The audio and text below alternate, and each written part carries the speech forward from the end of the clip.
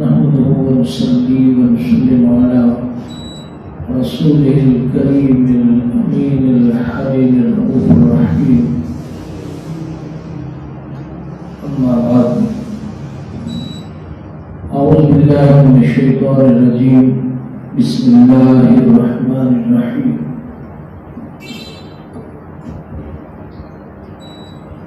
محمد رسول الله والذين معه أشداء على الكفار ورحماء بينهم تراهم ركعا سجدا يبتغون فضلا من الله.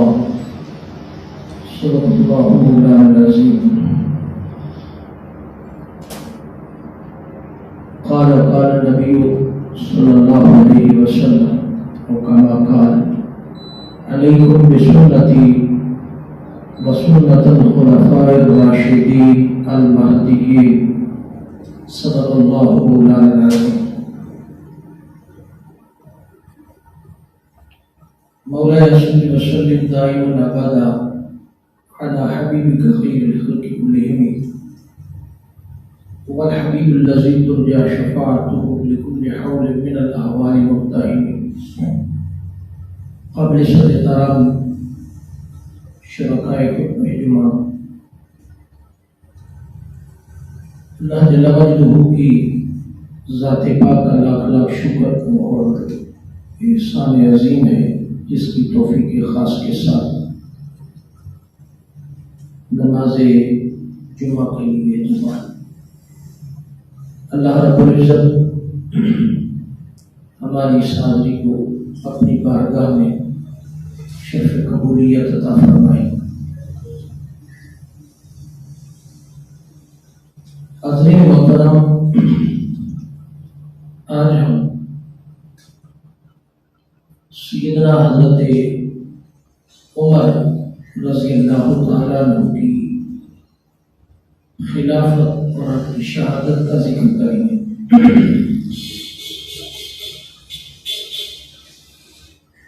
تاریخ اسلام کے اندر دوسرے خلیفہ جنہیں آقا جہاں صلی اللہ علیہ وسلم نے حضرت شیخین کا لقب عطا فرمایا. شیخین سیدنا حضرت ابوبکر صدیق رضی اللہ عنہ اور حضرت عمر رضی اللہ عنہ، دونوں شخصیات کو ملا کر کے حضور نے حضرت شیخین کا لقب عطا فرمایا.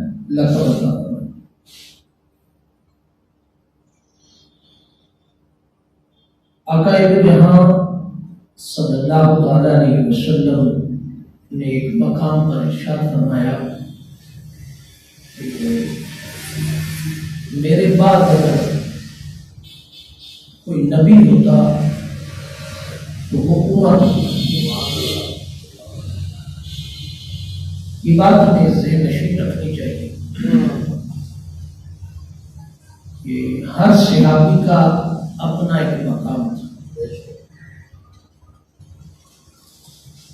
میں نے شاید اس سے پہلے بھی ایک بار یہ بات عرض کی تھی کہ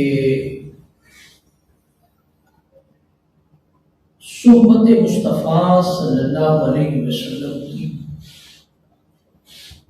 سے فیض یاب ہونے والے جو صحابہ تھے ان کا مقام اور ہے، اور جو فتح مکہ کے بعد مسلمان ہوئے ان کا مقام اور ہے. انہیں ایک اصطلاح میں خلفاء کا لفظ استعمال کیا.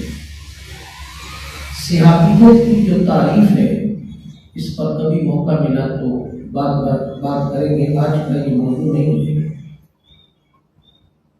بہت سارے اسلامی تاریخ کے اندر جو مسائل پیدا ہوئے وہ فتح مکہ کے بعد جو مسلمان ہوئے جن کو حضور کی صحبت کا بہت زیادہ فیض میسر نہیں آیا، حضور کی صحبت میں بیٹھنے کا بہت زیادہ موقع نہیں.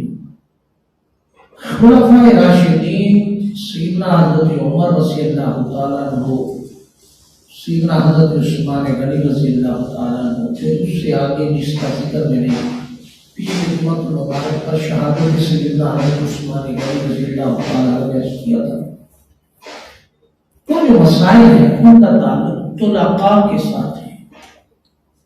فتح مکہ کے بعد جو سیاسی تھے مسلمان ہیں ان کے ساتھ ہے۔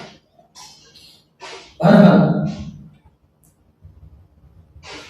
سیدنا حضرت عمر رضی اللہ تعالیٰ عنہ کا مقام یہ تھا کہ جس راستے سے آپ جاتے ہوتے شیطان اس راستے پر آپ کے سامنے نہیں آتا تھا،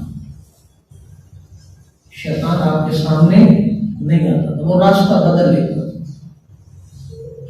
جلیل القدر اور جمی شخص تھے، بہادر شخص تھے سیدنا حضرت عمر رضی اللہ تعالیٰ عنہ، اور آقا دو جہاں صلی اللہ تعالیٰ علیہ وسلم کی جو محبت تھی وہ محبت بھی بے مثال تھی۔ کیونکہ آج میں نے مناقب پر بات زیادہ نہیں کرنی، آج میں نے سیدنا حضرت عمر رضی اللہ تعالیٰ کے زمانے کے اندر جو فتوحات ہوئی اور آپ کا جو طرز قریب تھا حکومت کا، اس پر کچھ باتیں آپ کے لیے پیش کریں۔ سیدنا حضرت عمر رضی اللہ تعالیٰ کو 22 لاکھ مربع میل کے فاتح کہلاتے تھے۔ ایسا دنیا کے اندر حکمران کبھی نہیں ملے۔ انگریز مورخین نے سیدنا حضرت عمر رضی اللہ تعالیٰ کے فتوحات پر اپنا ایک تبصرہ لکھا۔ اس تبصرے کے اندر اس نے کہا کہ جتنی شد و مد کے ساتھ فتوحات حضرت عمر کے زمانے میں ہوئی ہیں، اس طرح کا لیڈر مسلمانوں کو آئندہ کبھی میسر نہیں ہے۔ اور 22 لاکھ مربع میل کے اندر سب سے بڑی کامیابی اور جو فتح تھی سب سے بڑی، وہ ایران اور روم کی تھی، وہ ایران اور روم کی تھی۔ سیدنا حضرت عمر رضی اللہ تعالیٰ عنہ کی فتوحات تو آپ کی برصغیر پاک و ہند پاکستان کی دھرتی پر سندھ تک آپ کی فتوحات کا سلسلہ، یعنی جو سندھ ہے یہ سندھ بھی انہی فتوحات کا حصہ تھا۔ بہرحال حضرت عمر رضی اللہ تعالیٰ عنہ کے زمانے کے اندر جو فتوحات ہوئی ان کے کچھ اسباب ہیں۔ ان میں سے پہلا سبب جو تھا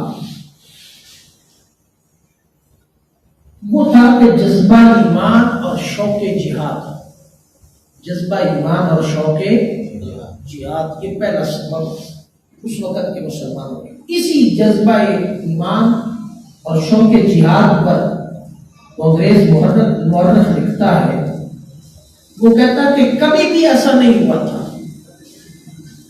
کہ روم اور ایرانی جیسی بڑی سلطنتیں، ایران جیسی بڑی سلطنتیں، کبھی ایسا نہیں ہوا تھا کہ مسلمانوں کی چھوٹی سی فوج کے سامنے 2.5 لاکھ فوج کو لا کر کے کھڑا کرتے اور ساز و سامان کے ساتھ۔ اور مسلمانوں نے کوئی بھی جنگ ایسی نہیں لڑی جس جنگ کے اندر 40,000 سے زیادہ فوجی نہیں میسر آئے۔